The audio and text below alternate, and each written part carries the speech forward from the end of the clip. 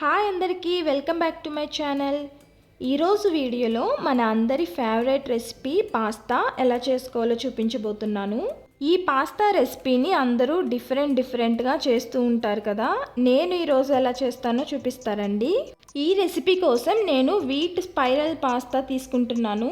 మనకి మార్కెట్లో దొరికే మైదాతో చేసిన పాస్తా, రాగి పాస్తా, మిల్లెట్ పాస్తా ఇలా ఏమైనా యూజ్ చేసి ఈ ప్రాసెస్లో చేసుకోవచ్చు. ఇంకా లేట్ చేయకుండా రెసిపీ స్టార్ట్ చేసేద్దామా. ముందుగా స్టవ్ ఆన్ చేసి గిన్నె పెట్టుకొని మనం తీసుకునే పాస్తాకి సరిపడా నీళ్ళని వేసుకోవాలి. నీళ్ళు వేడైతే సరిపోదు, ఇలా వాటర్ రోలింగ్ బాయిల్ అవుతున్నప్పుడు మాత్రమే పాస్తాని యాడ్ చేయాలి. నేను ఇక్కడ 2 కప్పుల వరకు పాస్తాని వేసుకుంటున్నాను. ఇప్పుడు ఒక స్పూన్ ఆయిల్ కూడా వేసుకుందాం. ఇలా ఆయిల్ వేయడం వల్ల పాస్తా ఒకదానికొకటి అంటుకోకుండా ఉంటాయి. అలానే కొద్దిగా సాల్ట్ కూడా వేసి ఒకసారి కలిపి పాస్తాని ఉడికించుకోవాలి. మీడియం ఫ్లేమ్లో 10 నుండి 12 నిమిషాలు ఉడికించుకుంటే ఇలా పాస్తాని కట్ చేసినప్పుడు ఈజీగా కట్ అయితే కనుక పాస్తా ఉడికిపోయినట్టే. ఇంకా మనం స్టవ్ ఆఫ్ చేసుకుందాం. స్టవ్ ఆఫ్ చేసిన తర్వాత పాస్తాలోని వాటర్ అన్నీ ఇలా డ్రైన్ అవుట్ చేసుకోవాలి. ఈ విధంగా ఉడికించుకొని ఇప్పుడు ఈ పాస్తాని పక్కన పెట్టుకుందాం. ఇప్పుడు మళ్ళీ స్టవ్ ఆన్ చేసి కడాయి పెట్టుకొని 2 స్పూన్స్ ఆయిల్ వేసుకోవాలి. ఆయిల్ లైట్గా వేడైన తర్వాత 2 వెల్లుల్లి రెబ్బల్ని ఇలా చిన్న ముక్కలుగా కట్ చేసి వేసుకుందాం. అలానే చిన్నగా తరిగిన అల్లం ముక్కలు కూడా వేసి వేయించుకోవాలి. ఇప్పుడు ఇందులో చిన్నగా కట్ చేసిన ఉల్లిపాయ ముక్కలు కూడా వేసి కొంచెం వేగిన తర్వాత వెజిటేబుల్స్ని వేసుకుందాం.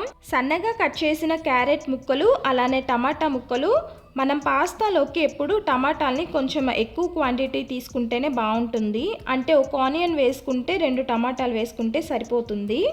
అలానే సన్నగా కట్ చేసుకున్న క్యాబేజ్ ముక్కలు కూడా వేసుకుందాం. మనం పాస్తాను ఉడికించేటప్పుడు ఆల్రెడీ సాల్ట్ని వేసుకున్నాం కాబట్టి ఈ వెజిటేబుల్స్కి మాత్రమే సాల్ట్ని యాడ్ చేస్తున్నాను.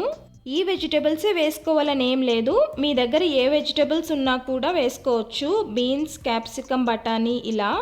ఒకవేళ ఏ వెజిటేబుల్స్ లేకపోయినా కూడా ఓన్లీ ఆనియన్, టొమాటోతో కూడా ఈ రెసిపీ చేసుకోవచ్చు. ఇలా వెజ్జీస్ అన్నీ వేసుకొని కలుపుతూ వేయించుకోవాలి. ఈ వెజిటేబుల్స్ అన్నీ కుక్ అయిన తర్వాత 1/2 స్పూన్ గరం మసాలా, 1/2 స్పూన్ కారం, 1 స్పూన్ రెడ్ చిల్లీ సాస్. ఒకవేళ రెడ్ చిల్లీ సాస్ లేకపోతే కనుక మీ కారానికి తగ్గట్టు కారాన్ని అడ్జస్ట్ చేసుకోండి. అలానే 1 స్పూన్ టొమాటో సాస్. స్వీట్నెస్ ఎక్కువ కావాలంటే 2 స్పూన్స్ వేసుకోవచ్చు. ఇలా అన్నీ వేసి కలుపుకొని 2 మినిట్స్ వేయించుకున్న తర్వాత మనం ఉడికించి పెట్టిన పాస్తాని ఇందులో వేసుకుందాం. అలానే కొద్దిగా బ్లాక్ పెప్పర్ కూడా వేసి ఒకసారి బాగా మిక్స్ చేసుకోవాలి.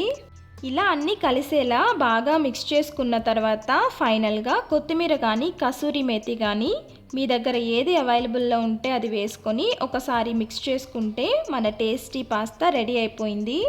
ఇది మార్నింగ్ బ్రేక్ఫాస్ట్లోకి, పిల్లలు పాస్తా అంటే బాగా ఇష్టపడతారు కాబట్టి వాళ్ళకి లంచ్ బాక్స్లోకి కూడా పెట్టచ్చు. ఈవినింగ్ స్నాక్స్ టైంలో కానీ నైట్కి డిన్నర్లో కూడా దీన్ని సర్వ్ చేసుకోవచ్చు. వీడియో నచ్చితే లైక్ చేసి మీ ఫ్యామిలీ ఫ్రెండ్స్కి కూడా షేర్ చేయండి.